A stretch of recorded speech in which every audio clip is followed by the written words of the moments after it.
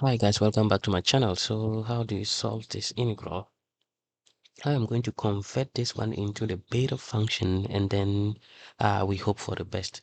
So converting this to the beta function, this is going to be the integral from 0 to 1 of 1 all over. This is to the third power, so I can factorize x squared out here and that'll be 1 minus x, and all this one is raised to the power 1 over 3. That is the cube root, not 3 root.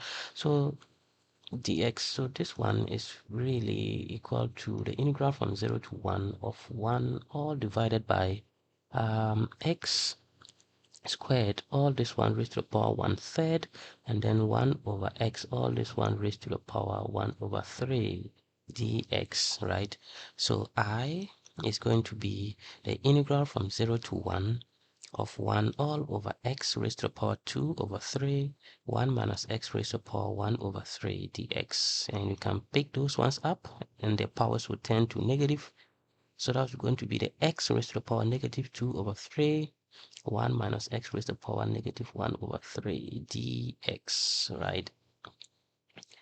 And then I is going to be the integral from 0 to 1 of x raised to the power 1/3 minus 1 is going to give you negative 2 over 3, right?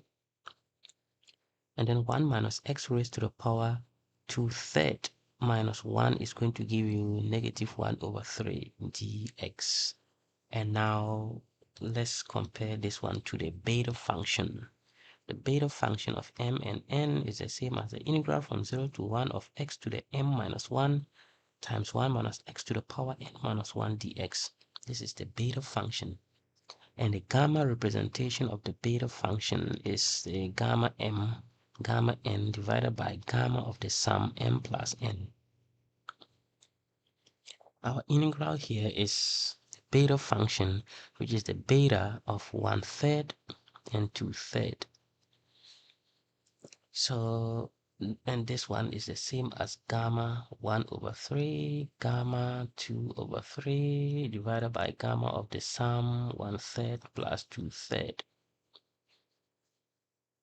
And that one is just equal to gamma of 1/3, gamma of 2/3 divided by gamma of 1 over 3 plus 2 over 3, that is gamma of 1. And gamma of 1 is 1. So everything reduces to gamma of 1 over 3 times gamma of 2 over 3. Nice, right? So the integral just reduces to gamma of 1/3, gamma of 2/3. As simple as that. But how do you solve this? This one can also be written as gamma of 1 over 3 times gamma of 2 over 3 can be written as 1 minus 1 over 3, right? And we can use what we call the Euler's reflection formula. We call it the Euler's reflection formula. Euler's reflection formula. Euler's reflection formula. So that says that the gamma of z times the gamma of 1 minus z, this one can be written as pi all over sine of pi times z. So if we have gamma of 1 over 3 and gamma of 1 minus 1 over 3, our z here is just going to be 1 over 3. And we can use the Euler's reflection formula to really solve this, our integral, right? So z here is going to be pi over 3 because 2 is 1 minus 1 over 3. So from the Euler's reflection formula, this one is the same as pi all over sine of pi times z. Z here is 1 over 3. And that is going to be pi all over sine of pi over 3. That is pi over 3 is 60. Sine of 60 is the square root of 3 over 2. So that is really 2 pi over the square root of 3. So this is how our integral can be solved.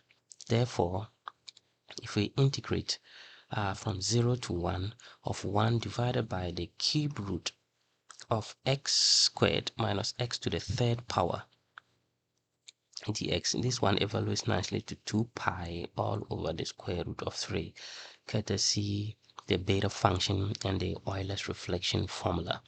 So this is how this integral can be solved. If you really find this helpful, make sure to smash the subscribe button, for more engaging content from Calculus Diaries. I thank you so much for watching this video, and I will see you in the next one. Bye bye.